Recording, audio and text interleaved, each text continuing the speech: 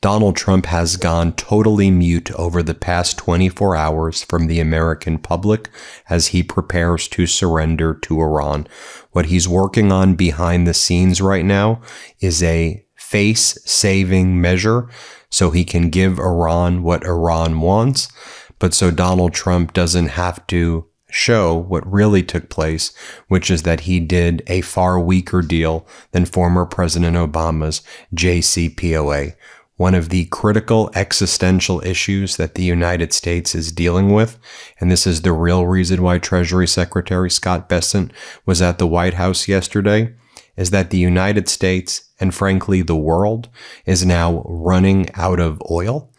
We're running out of the sheer barrels of oil necessary in order to fuel the day-to-day economic activity needed to survive.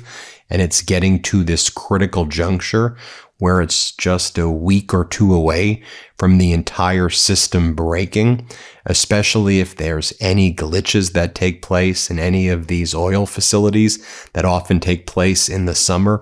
That's what's really going down. And also, right now, the U.S. drones and planes are finding that Iran is able to target them at a level far more efficient than when the war even started. I mean, yet again, yesterday, and again, this is not going to be reported anywhere else or in corporate news, but in the Bushehr region, Iran was able to strike down another MQ-9 Reaper drone. Again, just the United States CENTCOM just covers it up. And this follows another MQ-9 Reaper being shot down a few days back. I mean, there's probably close to $1 billion in MQ-9 Reaper drones alone from the United States that have been destroyed. Now, a source very close to MB Ghalibaf, that's Iran's parliament leader, lead negotiator, posted the following message. Contrary to the claims of Western sources, from Iran's perspective, this is not the text of the final agreement draft that people in the Trump regime have been leaking to Axios, and disagreements continue. The United States requests an agreement multiple times a day through various channels, but Iran has rejected these requests and emphasizes continuing the exchanges of messages until Iran's goals are fully achieved. Iran's conditions in the potential agreement have not yet been met, and there is a possibility of one-sided spin by Trump regarding the text. Then Donald Trump sends out J.D. Vance. While Donald Trump has gone mute over the past 24 hours, you had Treasury Secretary Bessent give a disastrous press conference. Then J.D. Vance, he's out there saying, I think we're doing good. I think we're close to a deal. I think Iran is negotiating in good faith. I think we're getting very close. So I just want you to think about what MB Ghalibaf's aide is essentially saying and what J.D. Vance, the Vice President of the United States, is saying. Here, play this clip. Stockpile and also the question of enrichment. So, we're going back and forth with them. We do think they're negotiating, at least so far, in good faith, and we're making some progress. Hopefully, we'll continue to make progress. The president will be in a position where he can endorse the agreement, but obviously, that's still TBD. Now, another member of Iran's parliament, Abraham Razai, posted the following message as well. The fact that Trump insists after every confrontation and the IRGC's decisive response that he has not entered into a war with Iran and that the ceasefire still exists is a sign of the enemy's weakness and their fear of returning to war. Diplomats must not let go of the enemy's point of weakness and must impose maximum demands on him. And so Iran rightfully reads Donald Trump's move every time there's a increase in the hostilities where the U.S. will strike an area near the Hormuz Strait. What does Trump say? We're not at war. We're not at war. The ceasefire is still holding. The ceasefire is still holding. And so Iran views that as, okay, got it.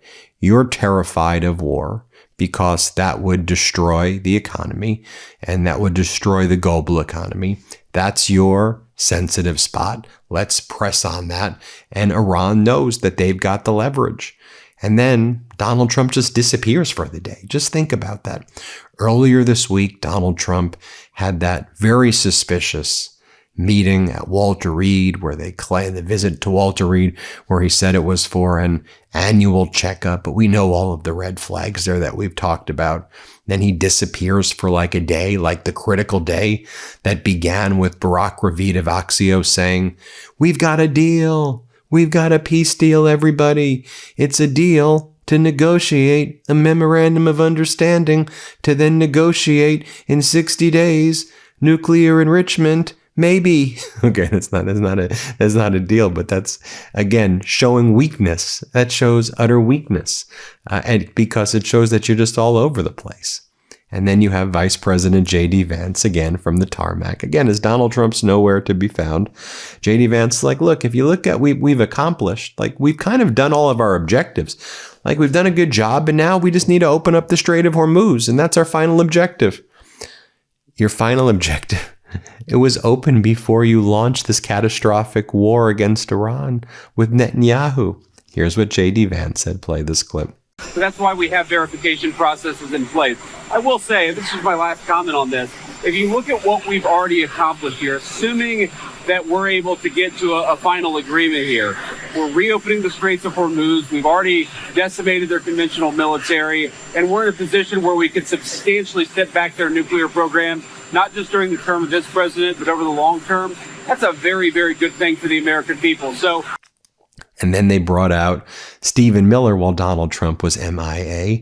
And Stephen Miller's like, for 4 weeks, we decimated Iran. We destroyed them. Okay, well, if you decimated them and you destroyed them and they don't have a navy, then why is the Strait of Hormuz closed? Why does Donald Trump always say, oh, we're not in a war, we're not in a war, we're not in a war? Why is the Islamic Republic still in power? If you decimate it, and it doesn't look like decimation and destruction, I think the American people are far smarter than you, Stephen Miller. Here, play this clip. Homeland Security Advisor. All right, Miller, deal or no deal? Well, as you said, President Trump is the one who's going to make that decision, and President Trump alone. He's directly, personally involved in the negotiations, making sure that the results are up to his standards. As you've outlined, Iran has made significant material and dramatic concessions to the United States that would have been impossible only a short time ago because of the military battlefield defeat that they have suffered and the embargo continuing to choke the life out of their economy. But folks, Axios and Barack Ravid, here they go again. Last night into the morning, here's what they post. Vance says U.S. and Iran are very close to a deal. I can't guarantee that we're going to get there, but right now I feel pretty good about it, the VP said. My report at Axios. Right, Barack Ravid began yesterday morning saying, we've got a deal. It's just waiting on Donald Trump's approval. And that's where you go. More from J.D. Vance right here, who says, look, ceasefires get a little messy. Sometimes the guys at the lower level aren't communicating with the guys at the top level. That's what's going on in Iran. No, that's not what's going on in Iran. And again, you're demonstrating that you are a weak and cornered rat. Do you get that? Because you can try to spin, I guess, our markets here in the U.S., but Iran knows what's happening. The rest of the world knows what's happening. The United States tries to strike an area near Bandar Abbas, some, port city in the Strait of Hormuz. Iran is able to detect the American drone or able to detect if the U.S. is trying to get a tanker to leave the Strait of Hormuz by turning off its signaling, and Iran stops it. That oftentimes leads to the U.S., responding by attacking an area in Iran. Iran responds. And then Trump's like, whoa. We're not at a war. We're still in the ceasefire. We're still negotiating. You're not tricking Iran. Like, they know what's going on. Here's what J.D. Vance says. Here, play this clip. You just said now that we believe that Iran is negotiating in good faith. But why do we believe that the ceasefire is holding when we keep on intercepting missiles that keep on striking?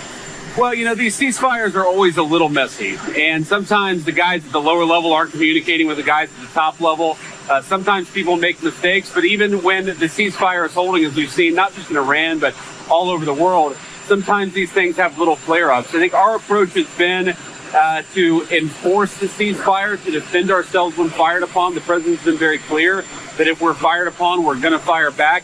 But if you compare the conflict now to where it was 5-6 weeks ago, I think the president's ceasefire is very much holding. And then Ibrahim Azizi, the National Security Council leader for the parliament, he says Iran's not backing down from its red lines, such as the right to enrichment and enriched uranium management of the Strait of Hormuz and the lifting of sanctions in the face of Trump's rhetoric. Everyone knows now that Trump, in order to save himself from this strategic deadlock, resorts to this tool of threats one day and begs for an agreement the next. That's where we are. And so what Trump and J.D. Vance are trying to work on right now, and the New York Times reported, is they're trying to develop a workaround to funnel money to Iran, billions of dollars, without directly paying Iran billions of dollars. So Gulf Arab states have been lobbied by Trump. Can you help us maybe with a loan, a $300 billion investment fund for Iran? Could we do something so that maybe we pay you and you pay Iran, so it doesn't look like we've paid Iran directly, so I can say, I did a stronger deal than Obama? That's what's going on behind the scenes right now, because Iran says there's no deal until you wire us $12 billion. Otherwise, we don't trust you. And Trump doesn't want to wire the $12 billion because then he says that that's worse than what Obama did, so I can't do that. And so that's what's going on behind the scenes right now. And as I mentioned from the outset, here, let's talk about the facts of the oil shortage that's taking place. So we are 9 million barrels away from hitting a storage level, as HFI Research explains. That's equivalent to living paycheck to paycheck for gasoline and distillate. Once we get there, even a minor disruption, any sort of outage, will result in gasoline lines at gas stations in the United States. And so we're really doing this. So U.S. oil stockpiles fall for a 5th straight week as global inventories approach, quote, unheard of inventory levels. And DropSite is quoting this ExxonMobil executive warning Thursday that a price spike is now weeks away. We're approaching unheard of inventory levels, said Exxon Senior VP Neil Chapman. Really, really low levels. Once you get to that point, then you'll see prices shoot up. So you could see Brent crude spike to $150, $160, $160 per barrel very quickly right now. Brent futures right now are at $94, holding hope that there could be a deal. But as JP Morgan warns, there's only about 800 million barrels that are actually usable without straining the supply chain. The system doesn't fail because oil disappears. It fails because the circulation network no longer has enough volume. If the Hormuz Strait stays closed, JP Morgan projects critically low inventories of 6.8 billion barrels by September, and Rapid Energy warns of a severe economic contraction before Q3 if that takes place. And as Rosemary Kalanick explains, something I think people don't fully understand is that global oil inventories don't need to hit zero to cause massive price havoc. If the system dips below 7 billion barrels, circulation seizes up and the energy system fails. Markets will push up prices to avert systemic failure. Before that happens, Trump's war brought us from about 8 billion barrels in February to 7.6 billion barrels today. At these prices, if Hormuz stays closed into September, we'd be at that 6.8 billion barrels, which is below critical levels. Thus, oil prices will spike before September to destroy the demand to keep the inventories intact. Basic economics. That level of spike to $150 or even $200 per barrel will then cause a severe economic contraction. So that's what Treasury Secretary Bessent realizes. That's what the U.S. realizes, that now we're staring that down. Guess who also realizes that right now? Iran. And so the U.S. Treasury Secretary Bessent can continue sanctioning Iran. We're sanctioning this. We're sanctioning that. We're sanctioning this. We're going to starve them. Well, you've already thrown everything you can at them. So now Iran goes, got it. We can wait this out because every day that passes, we get closer for those billion-barrel threshold to hit that critical level, at which point the global economy gets destroyed, and they know that's where we can break Donald Trump. That's where we can get the best deal for Iran. And so that's the point that we're at kind of right now. So if you wonder, Ben, there seems to be this frenzy and Trump seems extra desperate. We're at that point, which many people thought would have arrived sooner, but we're here. Maybe another week, maybe a week and a few days, but we're at this point where we'll be heading to global depression territory. Like we're like days away from it. And so that's what's driving a lot of this. Now, I want to give a quick update as well. You know, we reported yesterday, last night, Russia, a drone hit a Romanian apartment complex. Romania is very close to Ukraine, and it was believed that the drone was targeting Ukraine. Russia didn't really even put out any statements to even say that. They didn't care. NATO put out kind of a weak sauce statement. This is what the statement from NATO was without the U.S. backing it. Early this morning, an apartment building in Romania was struck by a drone as Russia attacked Ukrainian infrastructure near the border. We condemn Russia's recklessness, and NATO will continue to strengthen our defenses against all threats, including drones, but nothing from Trump. We heard some other NATO nations, respond strongly, but nothing from Trump. This is what happens when he's weak in NATO, significantly. We'll keep you posted there. And then what Trump was focused on, though, and again, while he was not posting or giving any speeches or anything, Trump administration is paying millions to quickly cover 4 enormous bronze horses with extra thick 23.75 karat gold leaf. The money for the rush job is coming from the National Park Service.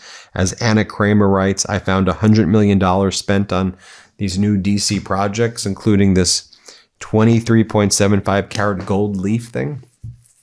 All the American people are suffering and just want health care and want to be able to afford homes and afford groceries and afford rent. That's what's going on. We'll keep you posted every step of the way. I hope you appreciate the level of detail that we dig into here on the MeidasTouch Network. You deserve to know what's really happening out there. And I trust that the economic analysis that we give, really getting into the weeds, is what's really needed in this moment, because we don't need to hear talking heads shouting and yelling. We need facts. That's what we're doing here together. So hit subscribe. Let's get to 7 million subscribers. Thanks so much for watching, everybody. We appreciate you. Love this video? Support independent media and unlock exclusive content, ad-free videos, and custom emojis by becoming a paid member of our YouTube channel today. You can also gift memberships to others. Let's keep growing together.